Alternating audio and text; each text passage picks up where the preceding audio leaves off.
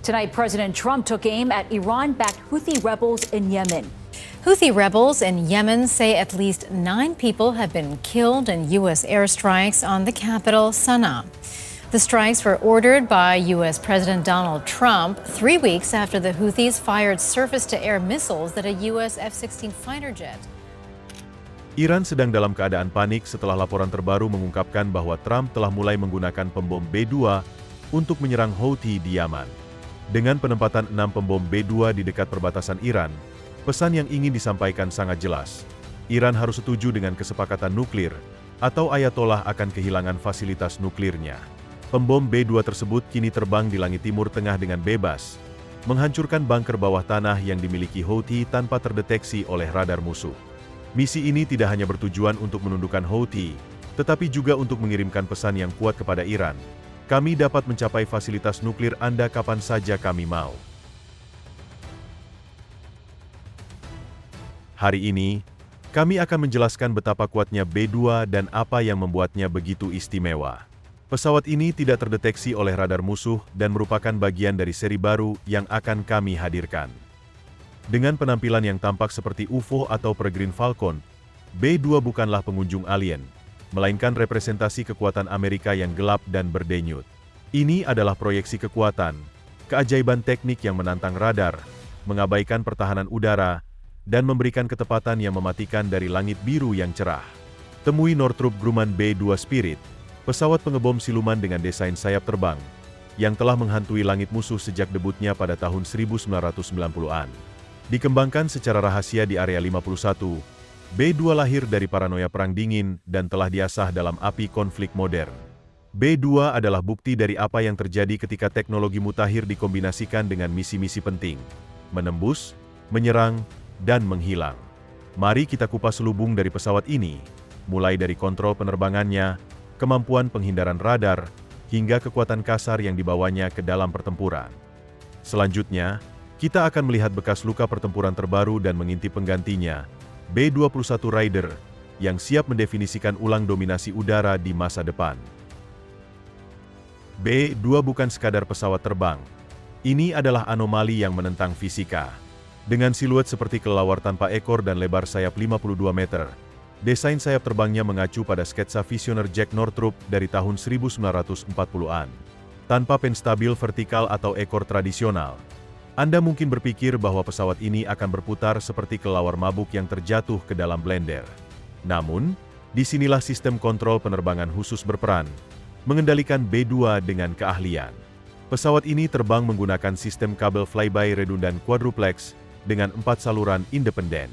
Sistem digital yang canggih ini menjaga kestabilan B-2 di udara, dengan sensor dan komputer yang membuat koneksi lebih cepat dari yang bisa diperkirakan. 8 permukaan kontrol trailing edge disesuaikan untuk menjinakkan ketidakstabilan aerodinamis bawaan B-2. Semua aspek seperti pitch, yaw, dan roll ditangani oleh otak prosesor yang akan membuat siapapun terpesona oleh teknologi. Dengan penggunaan semikonduktor spesialis dan peralatan komputasi mutakhir, B-2 beroperasi tanpa mengeluarkan tanda-tanda elektromagnetik yang biasa ditemukan pada perangkat elektronik konsumen. Sementara mata Sauron dapat melacak iPhone dan laptop Anda bahkan saat Anda menonton video ini, B-2 tetap tidak terdeteksi. Sebuah hantu elektromagnetik yang bergerak pada kecepatan 0,9 Mach, sedikit di bawah kecepatan suara. Keajaiban sebenarnya terjadi saat B-2 terbang pada ketinggian rendah. Radar pelacak medan yang terintegrasi ke dalam sistem AN/APK-181 memungkinkannya terbang dekat dengan tanah pada ketinggian kurang dari 60 meter, melesat dengan kecepatan 600 km per jam. Pesawat ini tidak hanya terbang, ia menyusuri zona pertempuran, meledakkan sasaran dari puncak pohon dengan knalpot jet dan melompati bukit untuk tetap berada di bawah cakrawala radar musuh. Kru pesawat terdiri dari hanya 2 pilot, yang tidak lagi duduk di kokpit tradisional. Ini bukan soal mengendalikan tongkat dan kemudi, melainkan tentang mengelola komputer super bersayap. Kursi kru ketiga dihilangkan untuk menghemat berat, sehingga kedua pilot dapat fokus pada senjata dan sistem navigasi melalui tampilan multifungsi. Ini adalah tugas yang menantang, terutama saat terbang transonik di malam tanpa bulan. Sebuah balet otomatisasi, simfoni kode hidrolika, dan keterampilan pilot berpadu dalam satu kesatuan. Itulah sebabnya B-2 dapat menyelinap melalui wilayah udara yang dijaga ketat dan area terlarang dengan cara yang belum pernah terjadi sebelumnya. Siluman bukan hanya kata kunci untuk B-2, tetapi juga keseluruhan permainan penampang radarnya, yang merupakan rahasia yang dijaga ketat. Di Pentagon, penampang radar B-2 dipatok sekitar 0,1 meter persegi, seukuran lebah. Sebagai perbandingan, penampang radar B-52 adalah sebesar pintu gudang, dengan luas lebih dari 100 meter persegi, yang dapat terdeteksi oleh baterai SEM dari jarak 160 km. Lalu, bagaimana B-2 dapat melakukan ini? Kita mulai dengan bentuk pesawatnya. Tidak ada tepi tajam, tidak ada tonjolan, hanya kurva halus yang menyebarkan gelombang radar seperti pesulap. Badan pesawat terbuat dari bahan komposit serat karbon termoplastik dan material rahasia lainnya yang tidak hanya menangkis radar, tetapi juga menyerapnya. Lapisan penyerap radar dan ket khusus menyedot energi elektromagnetik dan mengeluarkan panas, sehingga mengurangi pantulan. B-2 adalah platform serangan strategis yang dilengkapi dengan mesin 4 General Electric F118, masing-masing menghasilkan daya dorong sekitar 7.857 kg. Mesin ini terkubur di dalam sayap, dengan knalpot yang mengeluarkan udara melalui saluran berkelok-kelok untuk menutupi tanda-tanda panas dan meredam kebisingan. Bahkan bilah turbin jetnya tersembunyi, terbuat dari kristal tunggal dari paduan logam rahasia yang dapat menahan panas tanpa memantulkan gelombang radar. Antena ditarik rata di dalam kulit pesawat dan penutupnya terkunci dalam mode siluman, dicat dengan warna abu-abu anti pantulan yang menyatu dengan langit. Di ketinggian tinggi di atas 15.000 meter, kru perawatan memperlakukan B-2 seperti diva. Setiap goresan atau penyok segera diperbaiki agar tidak membahayakan penampang radar. Hasilnya, pertahanan udara musuh hanya dapat melihat kilasan yang mungkin merupakan gangguan, tetapi tidak cukup kuat untuk mengunci pembom siluman ini. B-2 tidak tak terlihat. Ia hanya tidak relevan dengan sensor yang memburunya. Bayangan B-2 tidak hanya bersembunyi, tetapi juga berperang dalam spektrum elektromagnetik. Sistem manajemen pertahanan AN/APR-63 adalah otak di balik rangkaian peperangan elektronik ini, berfungsi sebagai rig yang mendeteksi emisi radar dan menunjukkan ancaman radar tempur. Bahkan AWACS berbunyi, memberikan intelijen waktu nyata kepada awak pesawat, dengan kemungkinan rendah untuk dihadang. Radar AN/APK-181 adalah hantu yang dapat melihat tanpa terlihat, memetakan medan dan target dengan emisi yang sangat minimal.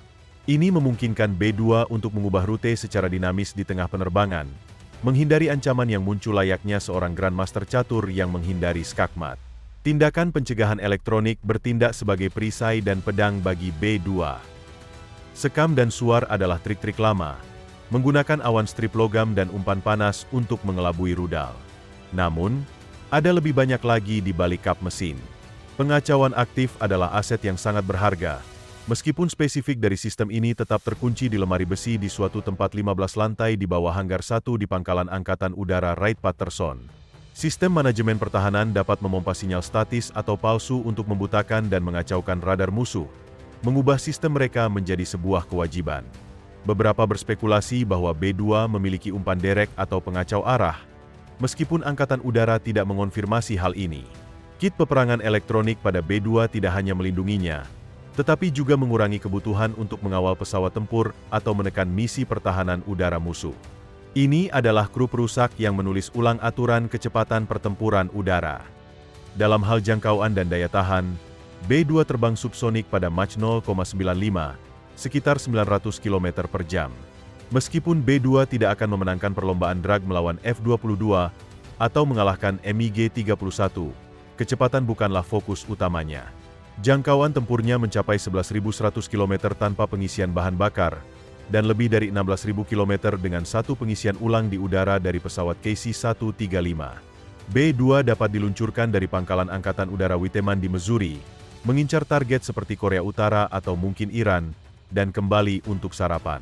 Kru misi yang terlatih telah menjalani penerbangan maraton selama 44 jam, serupa dengan operasi di Kosovo pada tahun 1999 atau Afghanistan pada tahun 2001.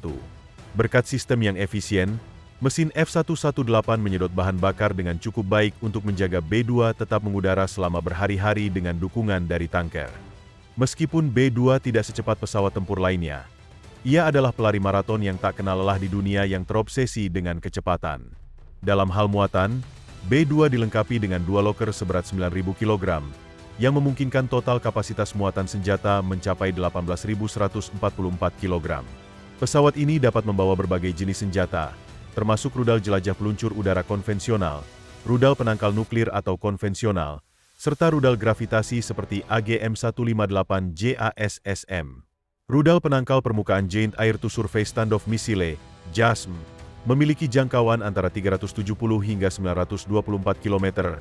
Cukup siluman untuk menyelinap melewati pertahanan musuh sebelum meluncurkan hulu ledak seberat 453 kg yang dapat menghancurkan bunker atau markas musuh dengan presisi tinggi.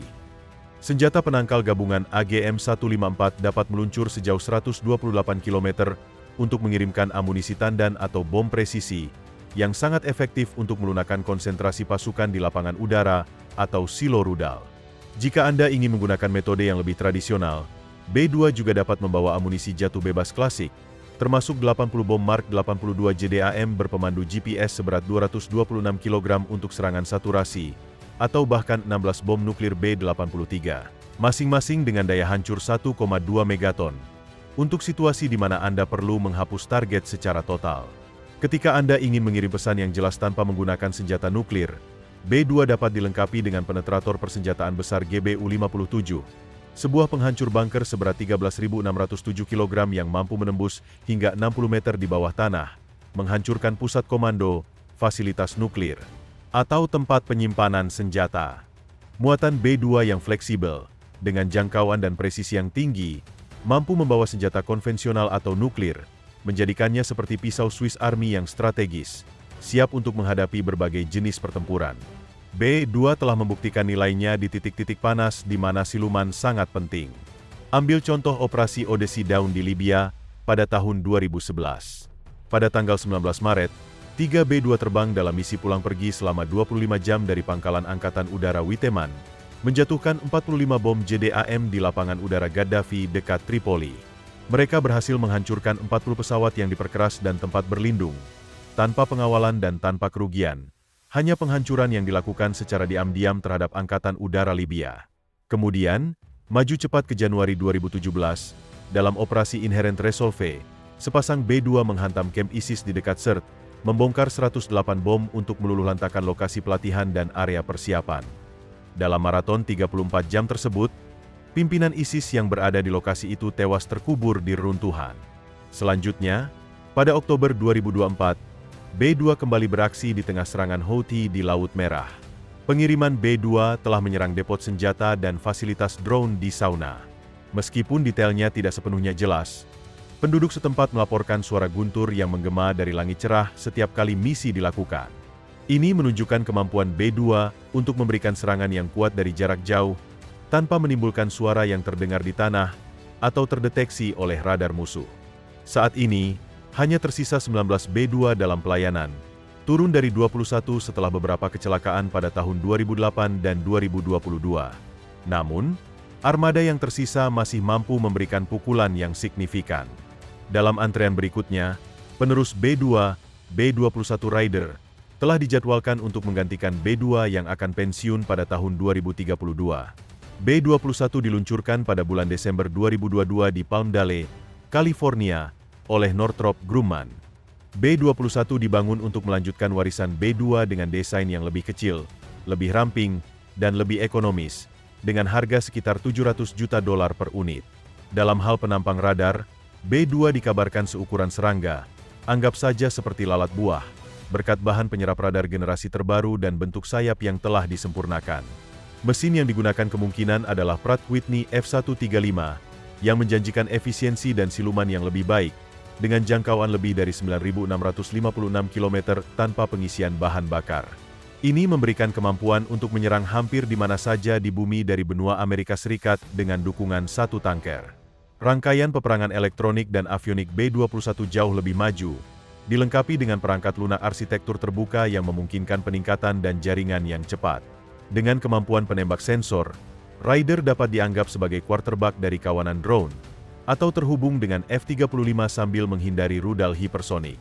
Pesawat ini dirancang untuk membawa bom nuklir B-6112, rudal jelajah jarak jauh AGM-181, serta banyak senjata konvensional presisi lainnya, semuanya dalam teluk bom seberat 12 hingga 13 ton.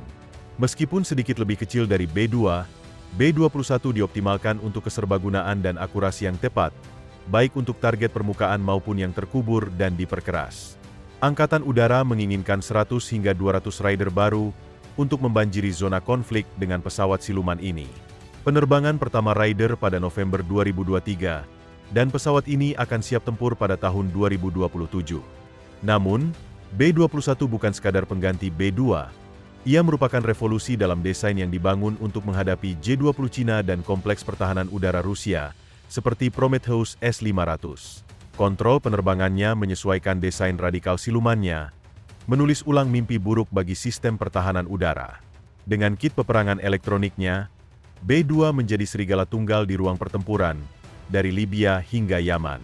Pesawat ini terbukti mampu memberikan kematian dari bayang-bayang dengan presisi yang setara dengan dokter bedah. B-21 Raider muncul sebagai penerus yang menjanjikan, dirancang untuk melampaui kemampuan siluman dan jangkauannya dibandingkan pendahulunya. Pesawat ini menandai era baru di mana jangkauan serangan Amerika menjadi lebih panjang dan tepat, membuat musuh-musuhnya gelisah di tengah meningkatnya ancaman, seperti kendaraan luncur hipersonik dari Cina dan radar generasi berikutnya dari Rusia. Burung-burung siluman ini memastikan bahwa Amerika tetap menguasai langit. Satu sayap tak terlihat pada suatu waktu. Dalam konteks yang lebih luas, langit bukanlah batas, melainkan arena pertempuran, dan hanya para hantu yang akan menang. Terima kasih telah menonton dan sampai jumpa.